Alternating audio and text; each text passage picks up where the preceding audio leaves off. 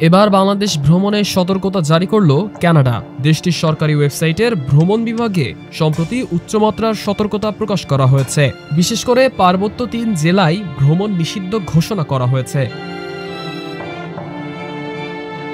বিজ্ঞপ্তিতে বলা হয়েছে, বাংলাদেশের সম্ভাব্য বিক্ষোভ, সংঘর্ষ এবং হরতাল অবরোধের কারণে কানাডার নাগরিকদের উচ্চমাত্রার সতর্ক থাকার পরামর্শ দেওয়া হচ্ছে। দেশটির পার্বত্য অঞ্চলগুলোতে রাজনৈতিক সহিংসতা, অপহরণ এবং ক্ষুদ্র নৃগোষ্ঠীর মধ্যে সংঘাতের সম্ভাবনা রয়েছে। তাই এই এলাকায় ভ্রমণ এড়িয়ে চলার নির্দেশ দিয়েছে কানাডা।